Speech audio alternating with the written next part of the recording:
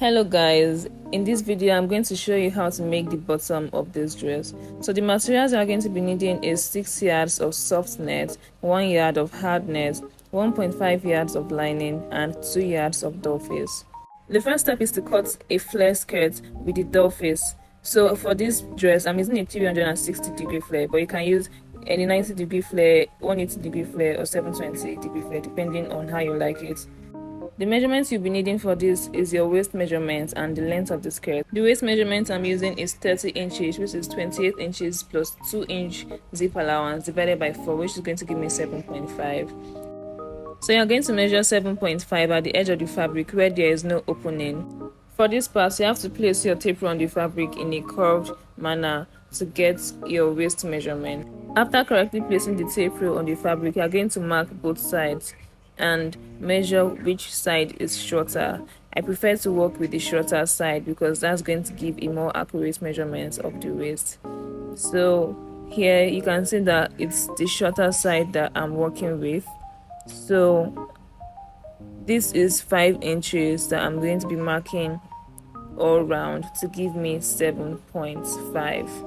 It's important that you mark 5 inches all round and not just at the edge of the fabric, because this is a circle skirt and the line is not going to be straight. So after marking out that line, I'm going to mark out the length of the skirt, which is 17 inches plus 1 inch sewing allowance. As you can see, the line at the waist and at the hem of the skirt is curved. So this is what is going to make this skirt look like a circle skirt. So I'm just going to mark this out and then cut everything.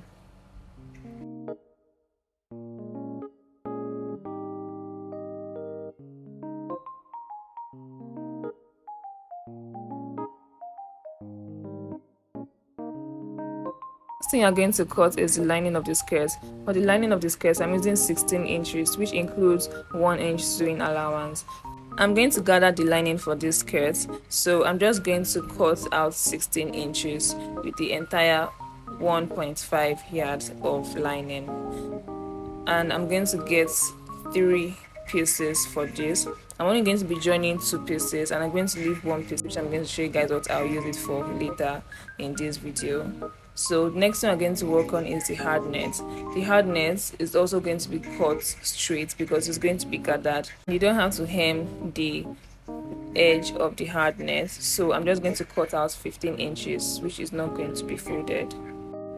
The next thing I'm going to cut is the soft net. I initially wanted to fold it into 4, but I realized that if I had done it like that, I would have not been able to cut it out neatly, so I ended up folding it into 2. So I'm going to cut 19 inches for this, and also we won't be hemming the bottom of the soft net because it's not going to frill. So I'm just using my tape rule to measure out 19 inches, and then I'm just going to keep on cutting it out like this, as you can see on the screen. I'm going to be cutting out just 2 pieces for this, which is 6 yards in 2 places, giving me 12 yards, and then I'll use the rest of the net later. After cutting everything out, the next step is to join everything together. I'm going to start with the lining, so I'm going to join 2 out of the 3 pieces that I cut out for the lining, and then I'm going to hem the lining using 1 inch.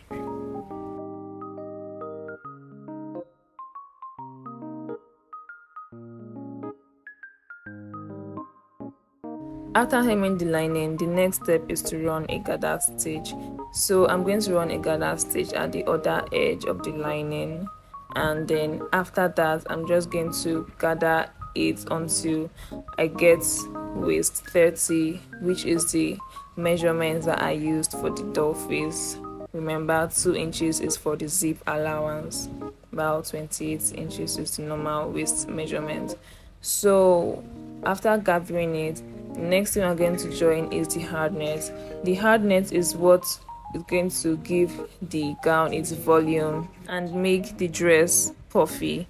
So if you want the dress to appear more puffy, you can use more hard nets, but for my dress I'm using just 1 yard.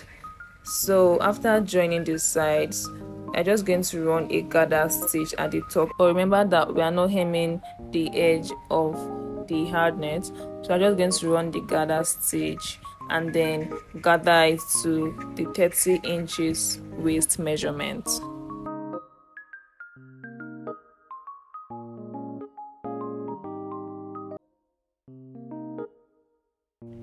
So this is what you get after gathering the hard net and the lining. The next step is to join the hard net and the lining together. You're just going to place the lining on top of the hard net and then join it together with half an inch.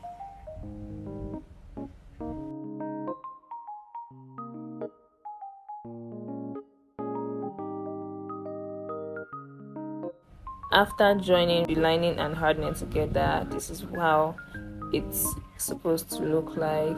So as you can see, the hard net is making the lining stand out and look voluminous. The next step is to sew the soft net. So I'm just going to join the two pieces that I cut earlier and then run a gather stitch.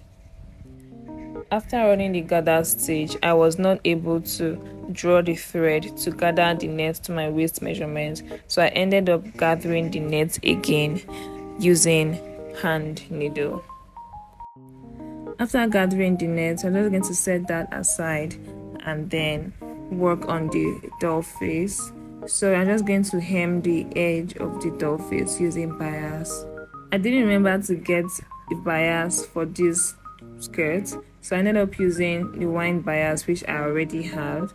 I did this because I know that I was making this for myself, but if you're making this for a client, it's better to make sure that everything, all the color rhymes, so that your work appears neater.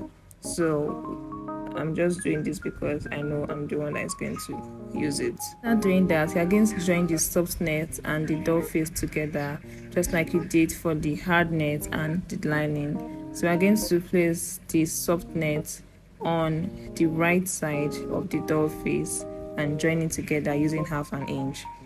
I advise that you pin this together before sewing to make sure that there's no mistake and the gathers does not shift out of place. So this is me removing the pins that I used initially to hold everything together. After joining the doll face and the lining together, the next thing I'm going to do is join all four materials together. So I'm going to place the doll face and the soft net on top of the hard net and lining which I joined together earlier, and then join everything together using half an inch. After doing this, if you want to make a dress, this is the part where you join the bottom to the top of the dress and then use lining to cover it up and attach your zip. But last minute I decided to make this a skirt instead of a dress. So this is what it looks like after joining. So you can see everything is looking voluminous and it's looking puffy. Next thing I'm going to do is attach a band and the other lining that I set aside earlier to the fabric. So the band is going to lie in between the other lining and the four materials which we joined together earlier. So I cut a 3-inch band and folded it into two, ironed it out and attached to the fabric. I want this to be a 1-inch band. After sewing, I'm going to attach the band to the skirt using half an inch. The other lining which I set aside earlier was gathered to waist 30 inch as well, and this is what we have after joining. After this, you can go ahead and iron the area where you attach the band to make it relax a bit more, and also iron the hem of the skirt. The final stage is to join both sides of the skirt together. I left 7 inches at the top for zip allowance, And then I'm just going to start with the lining at the innermost part of the skirt, which is the one we used to cover the band and the other fabrics together. So you're going to join that one first because I'm joining each fabric individually. After joining that, the next is the hard net, which we're also going to leave 7 inches at the top before joining. So you're going to do that for each of the fabric and then attach your zip. I lost the footage of me attaching the zip to the skirt, but you just attach the zip the way you normally would for any flared or gathered skirt. Make sure that the band is aligned and everything is equal. So after attaching the zip, I use hand needle to attach embellishment to the skirt, and this is the final look of the skirt.